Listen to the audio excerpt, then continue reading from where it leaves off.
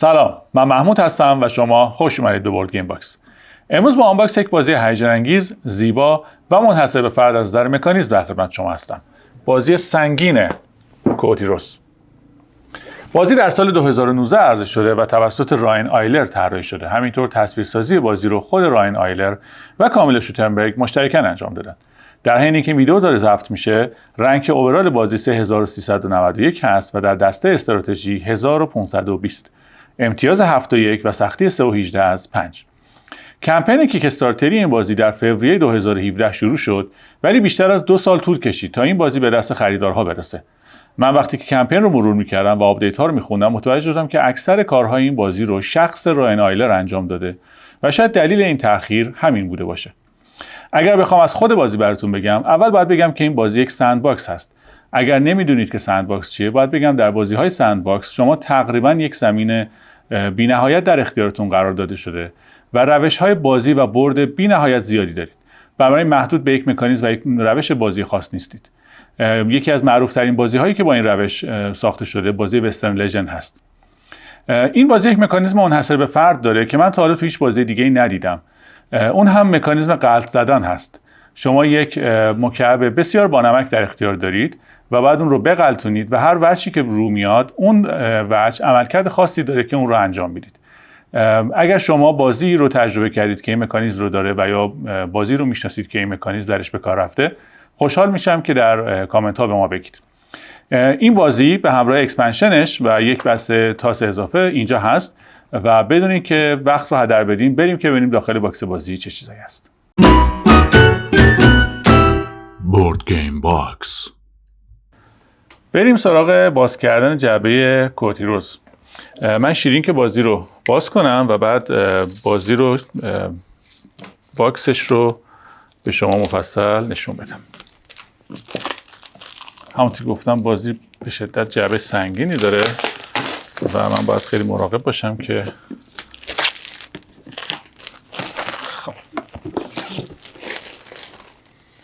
جعبه بازی جعبه خیلی خیلی خوشگلی.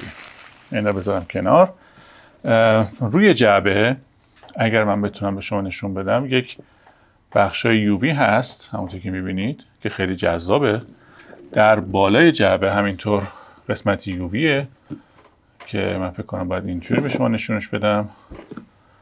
عطف جعبه رو اگر بخوام به شما نشون بدم باید این کار رو انجام بدم.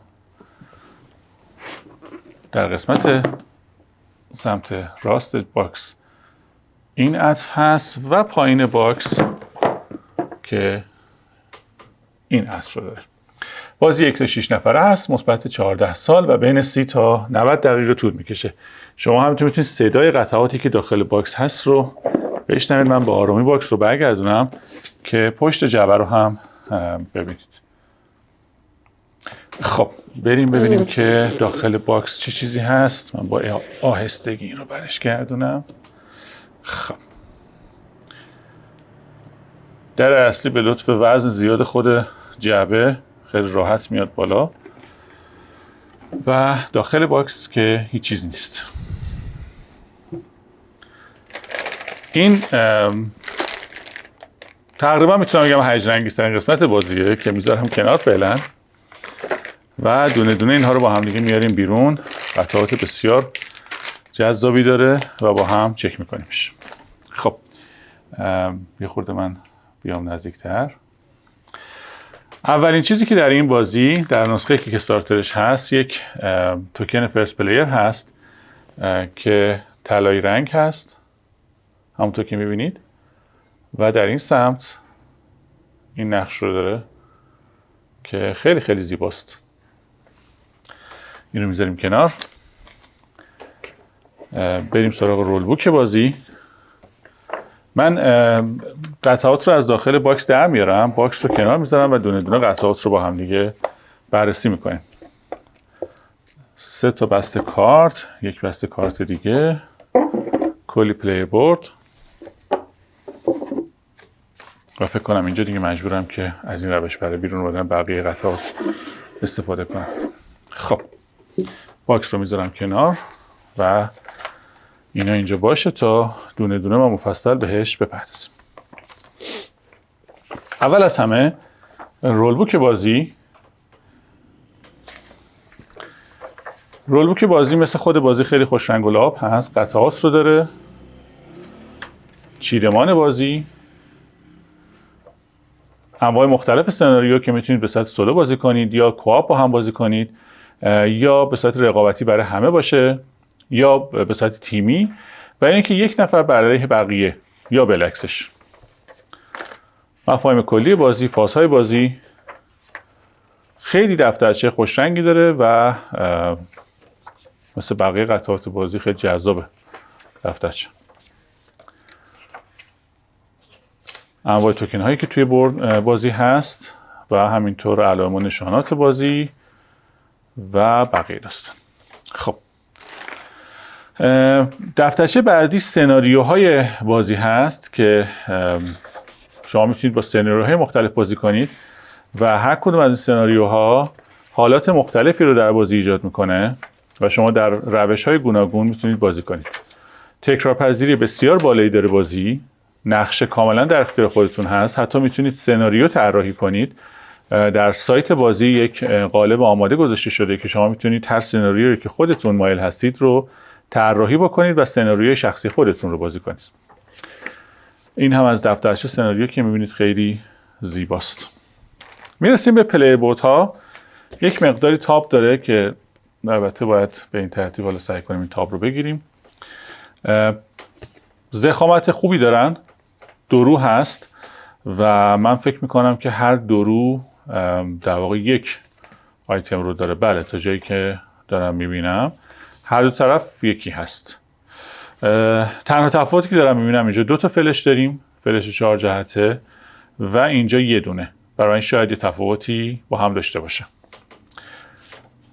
شخصیت هایی که در واقع توی بازی وجود دارن شما دارید اینجا میبینید.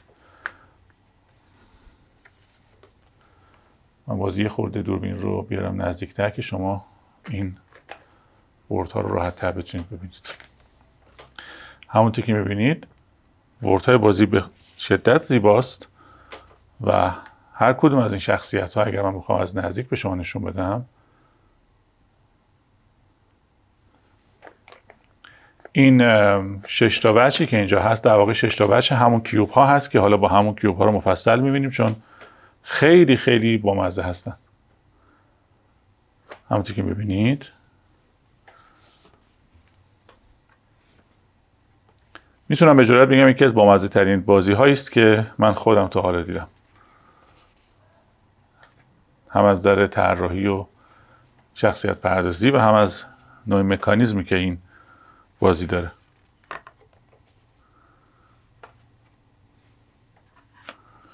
من عاشق این کفشایی هم که در پایین این وجه هست که حالا با هم میبینیمشون. اگر بخوام بشمارم باید بگم که 3 و 4 و 5 و 6 و 7 و 8 و 9 و 10 و 11 تا شخصیت توی بازی وجود داره. خب میرسیم به بورد بازی. بورد بازی متشکل از چند تا صفحه بسیار زیباست. این قسمت‌های در واقع بورد یووی هست همونطور که میبینید و خیلی خیلی جذاب. واقعا خوشگله. واقعا خوشگله. هر جایی که شما آب در بازی دارید، رودخانه ها همه یووی خورده و این به شدت جذاب کرده بازی رو. پلیت دوم این بورد که این بورد کاملا ماژولار هست، میتونید هر جوری که دوست دارید کنار هم دیگه بچینید و همونطور که گفتم سناریوی شخصی خودتون رو داشته باشید. بوردها ضخامت بسیار خوبی دارن و کاملا جنس مرغوب درجه یکی هستن. بورد سوم خیلی فوق العاده است واقعا. چهارمین بورد. این قسمت توسط توکن هایی که توی بازی هست شما میتونید حتی زمین خاص خودتون رو بچینید، در واقع با موانع و مسیرهایی که خودتون مایل هستید. بنابراین تکرار پذیر بازی تقریبا میتونم بگم بی نهایت است. واقعا خیلی از نظر تکرار پذیری بازی قوی هستش. همونطور که میبینید خیلی خیلی زیباست این صفحه ها.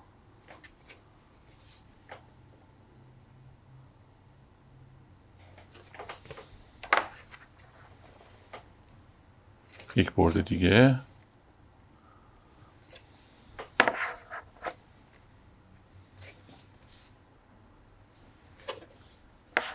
و باز یک بورد خام که منتظر خلاقیت‌های شخصی شما هست.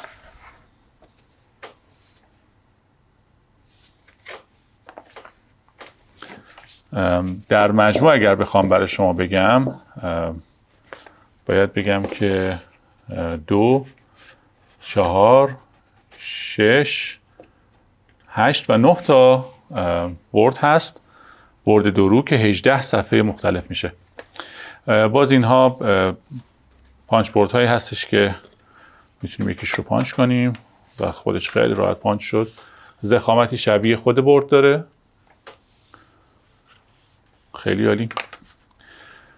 کلی پانچ بورد داریم اینجا، توکن های مختلف که خیلی راحت پانچ میشن و ضخامت، اگر که بتونه فوکس کنه روی این، بله، ضخامت خیلی خوبی دارن. ضخامتشون مثل خود بورد هست و این کاملا قابل قبوله و پر از آیکون ها و علامات مختلف هست و همینطور قسمت های مختلف خود بورد. شما هر کدوم از اینها رو میتونید به صورت دلخواه روی بورد بذارید، نقشه مشخص خودتون رو ایجاد بکنید. موانعی که هست خیلی خیلی جذابه. این فکر میکنم روی پلی بورد ها بیاد. در واقع این اقدامات شخصی هر کدوم از بازیکن ها هست تا اونجا که من متوجه میشم. جیم هایی که در بازی وجود داره، تله هایی که توی بازی هست، فوق العاده زیباست. خیلی راحت هم همش پانچ میشه. و باز اینها مربوط به پلی بورد خود بازیکن ها هست که احتمالا اینها قابل آپگرید هست، میشه از دو سمتش استفاده کرد.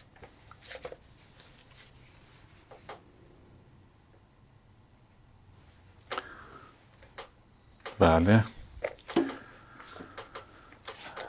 و این صفحات که چیزهای شبیه پل یا مسیرهای اضافه هستند که خیلی هیجان انگیزه. من خیلی دوست دارم زودتر بدونم که همه اینها در کجای بازی استفاده میشه. خیلی جذاب هست. خب بیایم یه بار این شخصیت هایی که توی بازی هست رو با هم مرور کنیم و ببینید که چقدر طراحی های جذابی دارن. یک نسخه از این بازی وجود داره که البته نسخه بسیار گرونی از این بازی هست که کیوب ها همه رنگ شدن و رنگ‌آمیزی شده تحویل خریداران میشن که خب البته قیمت بالایی داره ولی بسیار جذاب هستش. خب این هم از صفحات بورد بازی. بیایم سراغ کارت ها. باز شخصیت ها، عملکردهاشون. یک سری جم اینجا هست که این جم ها خیلی خیلی جذابن. بذارید من دیگه خود نزدیک شم که هم میخوایم کارت ها رو بررسی کنیم. همین جم ها رو همونطور که میبینید خیلی سایز بزرگی دارن، خیلی طراحی جذابی دارن، فوق العاده جذاب و دیدنی. قطعات خیلی بزرگی هستن. من تا حالا این قطعات به این سایز رو ندیده بودم. خب بریم سراغ باز کردن این کارت ها.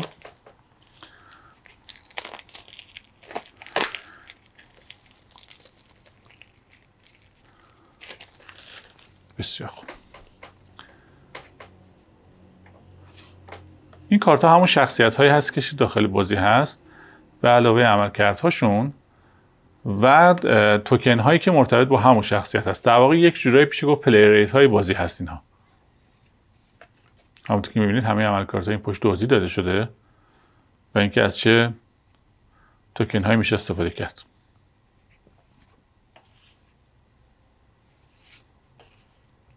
جنسشون مثل کارت ها هست، جنس خوبی دارن ولی کارت هستن، در واقع بورد به حساب نمیان.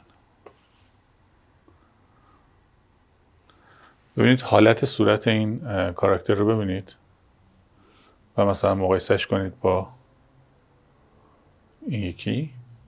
خیلی زیباست.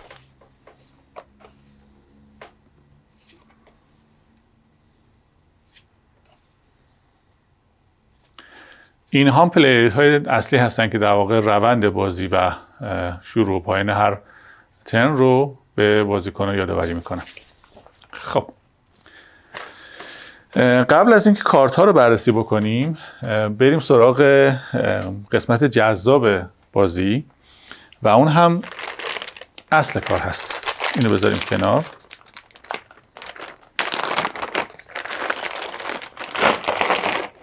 و این کیوب ها رو من به شما نشون بدم. خب این کیوب ها چند تا در واقع شخصیت مختلف هست. من باید اینا دونه دونه جدا کنم تا بتونم به شما نشون بدم. اجازه بدید که ما بریم و برگردیم، من اینها رو مرتب کنم بعد به شما نشون بدم.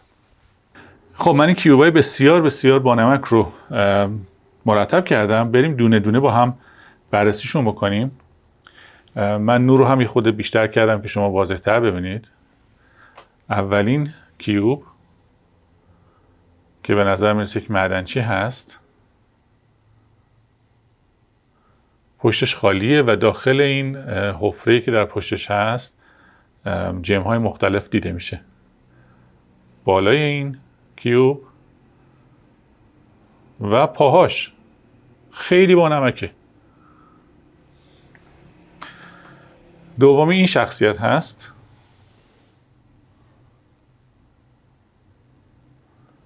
خیلی طراحی جذابی داره، خیلی جنس جذابی داره اینها. بالا و باز کف کفش ها شما داریم میبینیم.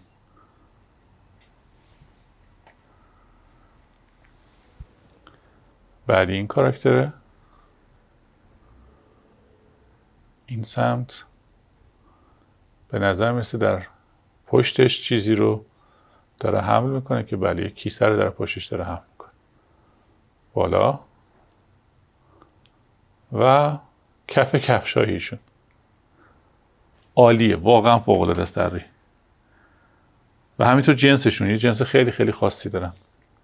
کاراکتر بعدی که خیلی خوشحال هم هست، این سمت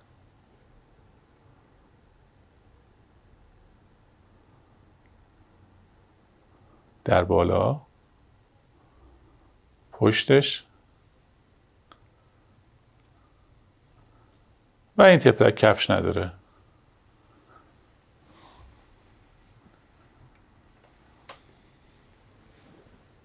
کاراکتر بعدی که به نظر خود بدجنس میاد،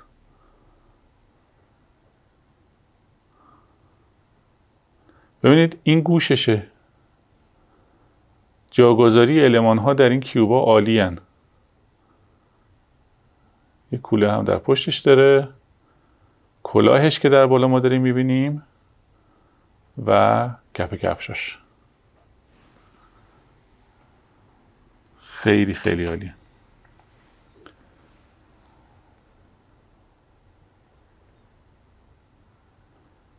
یک حالت روباتیک داره این.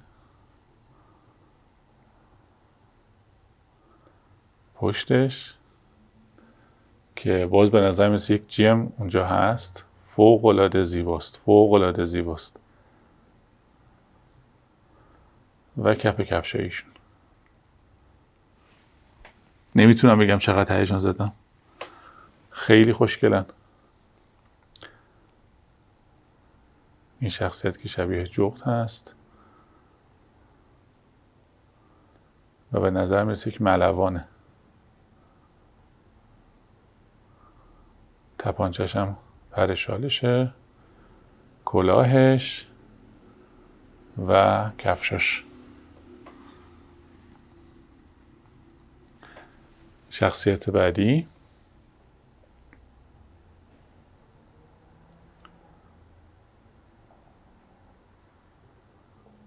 فوق‌العاده زیبا هستن. از نمای بالا و پاهایشون شما ببینید انگشتاش با هم دیگه یکی نیست. عالیه، عالیه. شخصیت بعدی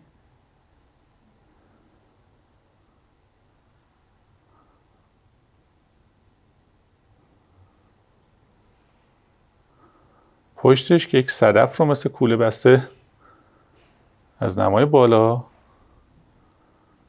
و پاهای ایشون.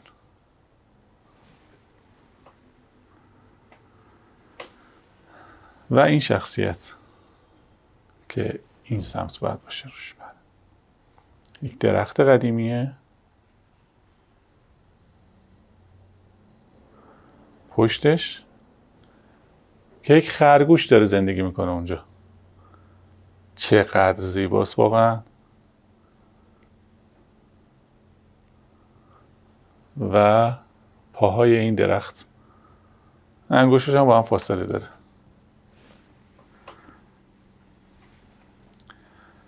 و باید بریم سراغ این شخصیت.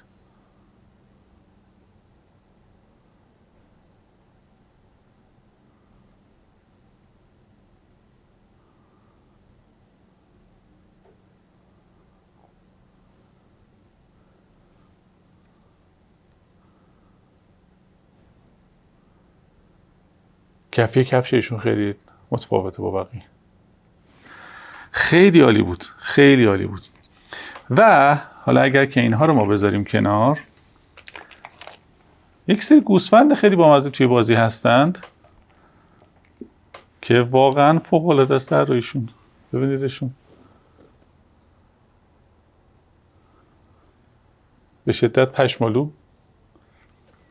در 3 رنگ توی بازی هستن: سفید، طوسی و مشکی.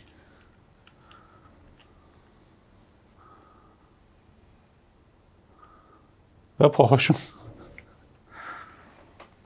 خیلی عالیه، خیلی خوشگلن، خیلی خوشگلن. خب 2 تا قسمت دیگر هم اینجا ببینیم. یک سری تاس هم تو این بازی هست که تاس‌های بمب هست و باز این تاس‌ها هم خودش خیلی هیجان انگیز و جالبه. این تاس هم بعداً ببینیم. این تاس‌ها اصلا خودشون شکل بمب هستن و روی هر کدوم از این وجه‌ها یک عدد نوشته شده و ظاهرا این بمب‌ها با هم متفاوتن.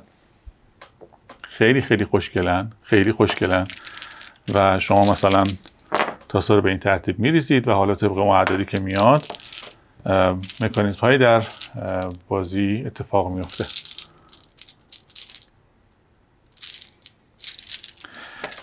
جنس این فیگورها رو واقعا نمیدونم که چیه.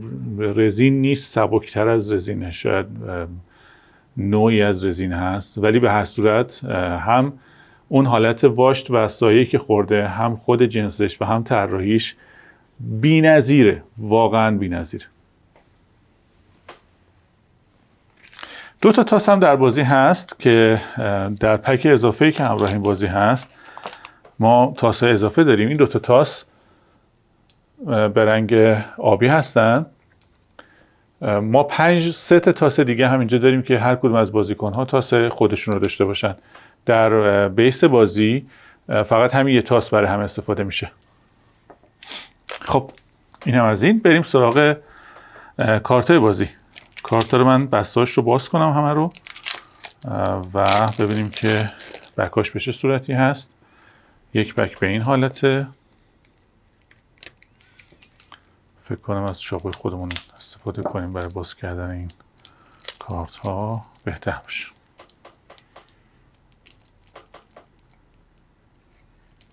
خب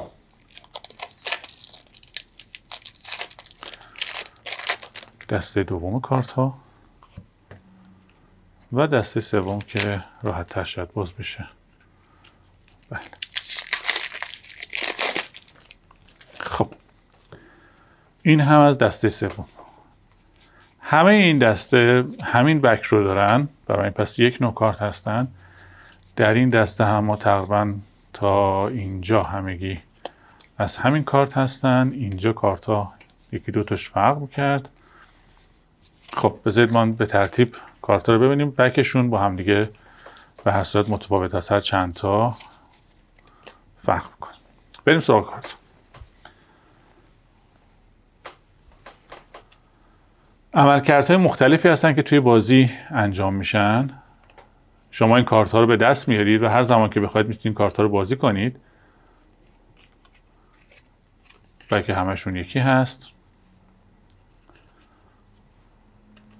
مثل شربت‌های انرژیزا یا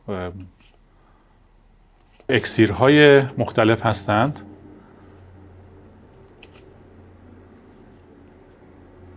موجودات خیلی جذابی هست توی بازی.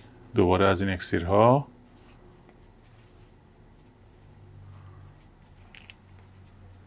طراحی کارت خیلی خیلی عالیه. اگر از جنسشون بخوام بهتون بگم، جنس خیلی خیلی خوبی دارن. هیچ آنباس یا بافتی روی کارتا نیست، کارتا معمولیه ولی جنسشون فوق العاده است. یه سری اکسیر دیگه.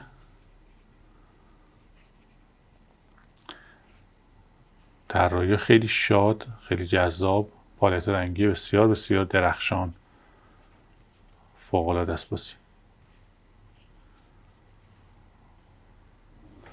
شما این سگ رو ببینید. دوباره از این اکسیرها که عملکردهای مختلف میده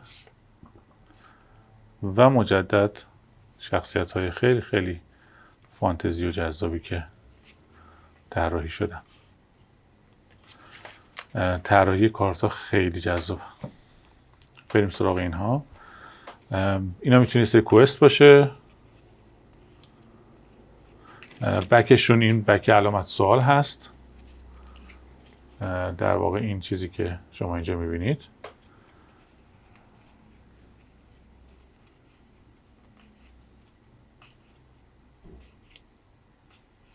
یک درجه بندی همینجا هست. بعضیشون یک نقطه دارن، بعضیشون 2 تا نقطه. شاید سختی آسونیشون باشه.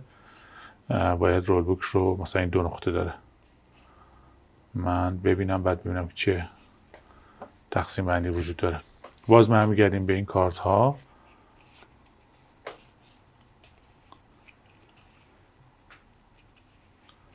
اکسیر ها، دوباره از این کوست ها یا کارت هایی که متفاوته، مجددا از همون کارت های اصلی بازی.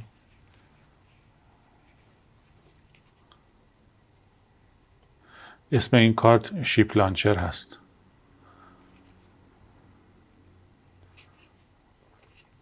این همون تاس بمبی هست که اونجاست و به عبارت بمب زوکا. اسم هم خیلی فوق العاده است. کاملا یک بازی فان و جذاب از نظر طراحی و از نظر فرم.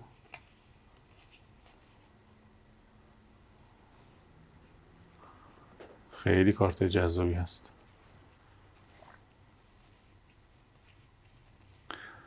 تو کیفیت بازی من هیچ مشکلی ندیدم، با اینکه هیچ اینزرتی در باکس بازی وجود نداره و من انتظار داشتم که وقتی که این باکس رو باز میکنم مقداری صدمه در آیتم ها ببینم، ولی هیچ کدوم از آیتم ها صدمه ندیده و خب این خیلی جای خوشحالی داره. باز این کارت های آیتمی هست که در واقع توی بازی استفاده میشه. هر کدوم یک قابلیت میده به شما و شما میتونید در هر زمانی از این کارت ها استفاده بکنید. اسم این کارت بولت کولا هست.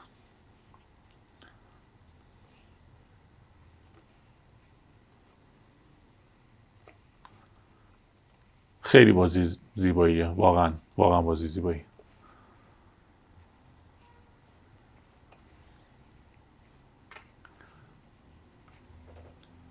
و اگر که من میتونستم و میدیدم این بازی رو در کمپین و امکان خرید داشتیم، شاید واقعا به اون نسخه رنگ‌آمیزی شدهش هم فکر میکردم، چون به نظر مثل خیلی خیلی جذاب باشه و یا شاید یه روز این کیوب هایی که اینجا هست رو رنگ‌آمیزی کنم.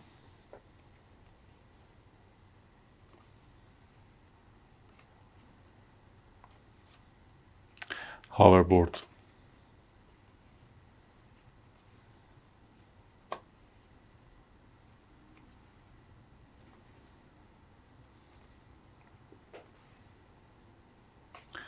واقعا عالی بود.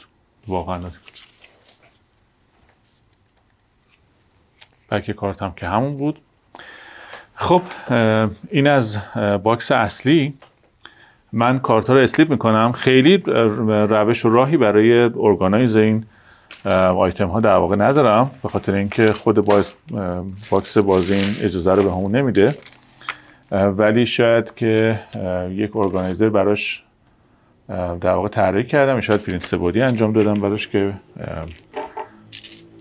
بشه راحت‌تر به عوامل دسترسی پیدا کرد و سلامت قطعات رو هم بیشتر حفظ کرد. بریم سراغ اکسپنشن بازی.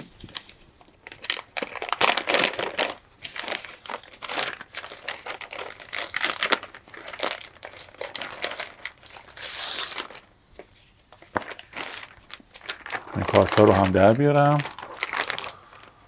و یه دونه از تایل هم افتاده بیرون. خب رول بوک اکسپنشن رو داریم، آندرگراوند، که در واقع دنیای زیر زمین رو اضافه میکنه به بازی و چالش های مواد مذاب، به جای آب این دفعه مواد مذاب رو داریم. رول بوک خیلی بزرگی نیست. این بورد ها دقیقاً جایی که آب در بورد های قبلی یووی خورده بود، این دفعه این مواد مذاب هستن که یووی خورده و خیلی خیلی قشنگ در آورده این رو.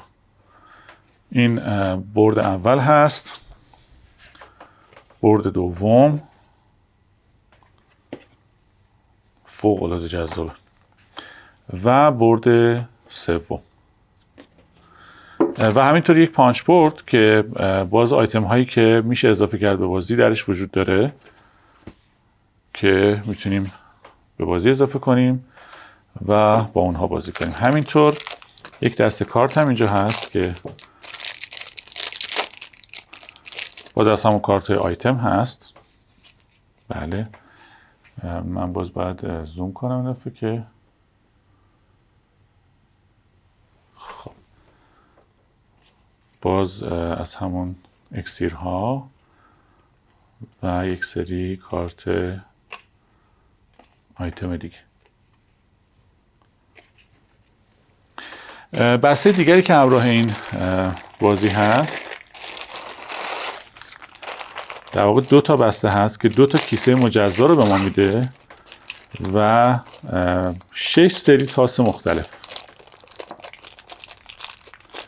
این کیسه ها یکیش در واقع این گوسفندان درش قرار میگیره با نقش این گوسفند زیبا، 3 رنگ تاس مختلف، در واقع 3 ست رنگی تاس مختلف، و در اون یکی باز کیسه دیگه هست که خود تاسا درش قرار میگیره با 3 رنگ دیگه. و ما الان در نهایت اینجا در واقع میتونم بگم با تاسای اصلی خود بازی 7 ست تاس داریم که من اگر بخوام به شما نشون بدم، یکی از تاس ها 6 وجهی هست و یک تاس دیگه 8 وجهی. 7 ست رنگی تاس.